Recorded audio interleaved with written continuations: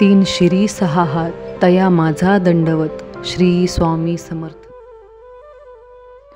नमस्कार स्वामी भक्तो, स्वागत आहे तुमचं पुन्हा एकदा नवीन व्हिडिओमध्ये. या व्हिडिओचं शीर्षक आहे वेद पुराणात न सापडणारा पांडुरंग पंढरपूरला आला कोठून, आणि आषाढी एकादशीचे महत्त्व व उपवास जाणून घेऊया.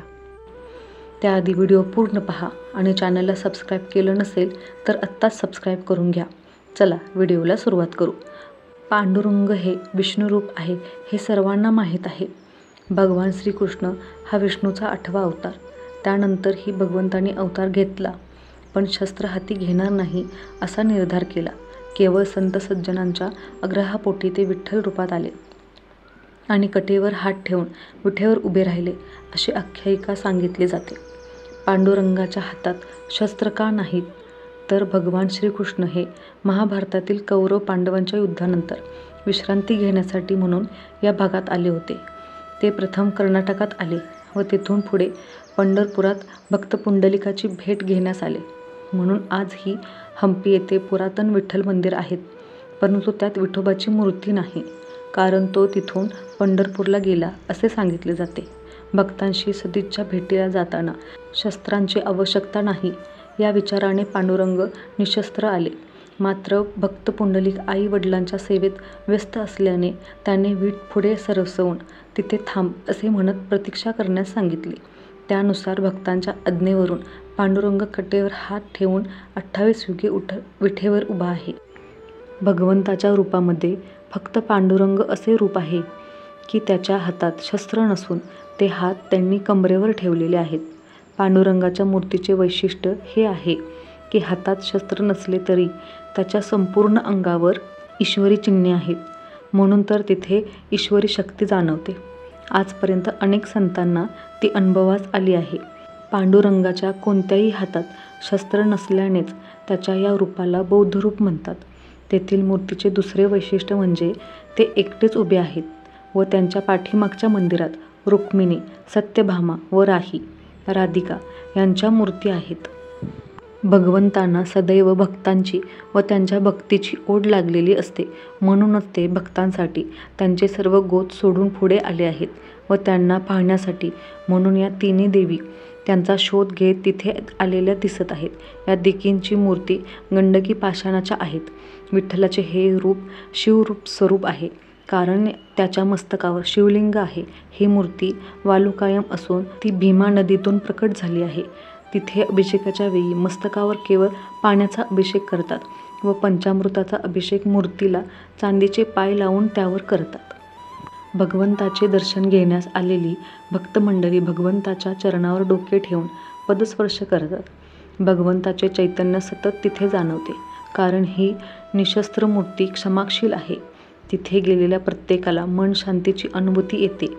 पांडुरंगाचे रूप तिरुपतीसारखे आहे. ही मूर्ती देखील लक्ष्मीपतीच आहे.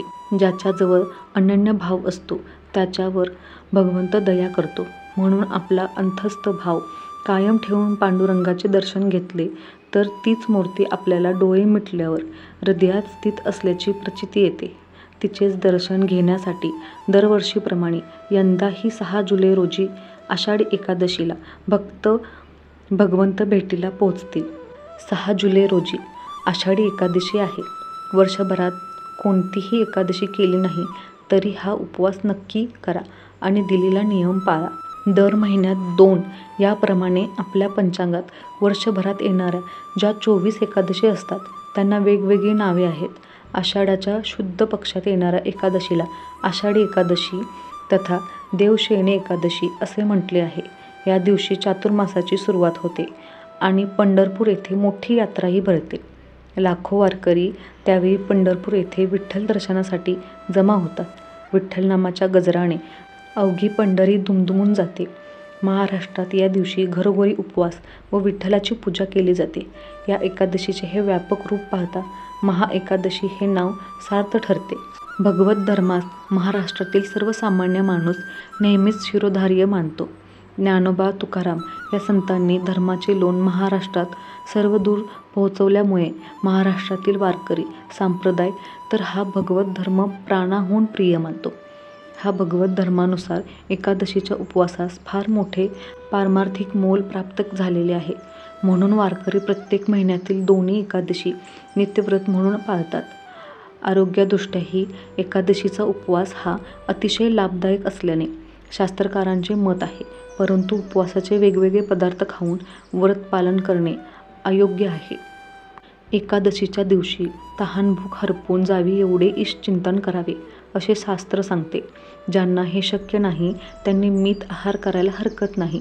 आषाढी एकादशीच्या दिवशी देव झोपी जातो असा समज आहे, म्हणून तिला देवशयनी एकादशी म्हणतात. पुढील 4 महिने वेगवेगळे पूजा, व्रत, सण, उत्सव तसेच जपतपादी कर्म करून भक्त आपल्या देवास संतोषवण्याचा प्रयत्न करतात. आषाढी एकादशी व्रत नियम. एकादशी आणि दुप्पट खाशी म्हणतात ते उगाच नाही. वास्तविक पाहता उपवासाची थाळी ही रिकामी असणे अपेक्षित आहे.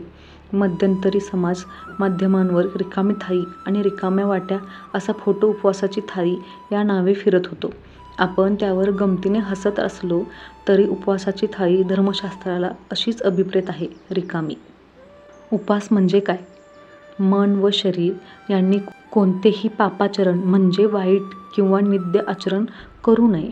गुणीजनांचा सहवास मिळावा या दोन्ही क्रियांना मिळून उप अधिक वास म्हणजे उपवास असे म्हणतात. फक्त शरीराचे पोषण अर्थात उपास लंघन करणे तो उपास नव्हे. या पार्श्वभूमीवर आपण जर उपासाचे पदार्थ खाऊन उपास करत असू तर त्याला उपवास म्हणता येणार नाही असे धर्मशास्त्र सांगते.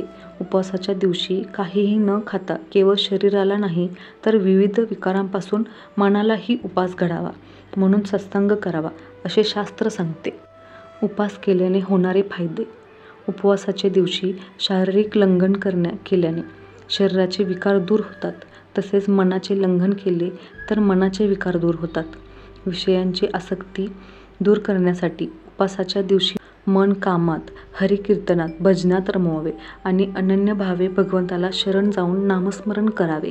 आपल्याला केवळ देहाचे नाही तर मनाचेही आरोग्य जपायचे आहे ना, ते सर्वस्वी तुमच्याच हातात आहे. उपवासाचे पदार्थ अन्य कधीही बनवून खाता येतील, पण उपवासाचा हेतू साध्य करायचा असेल तर तना मनाचा उपास अर्थात लंघन करणे आवश्यक आहे. यंदाच्या एकादशीला तना मनाला उपास घडवूया आणि विठ्ठल रुक्माईचे नाम घेऊया. श्री स्वामी समर्थ. व्हिडिओ आवडल्यास लाईक, शेअर, सबस्क्राईब करा. कमेंट करायला विसरू नका. धन्यवाद.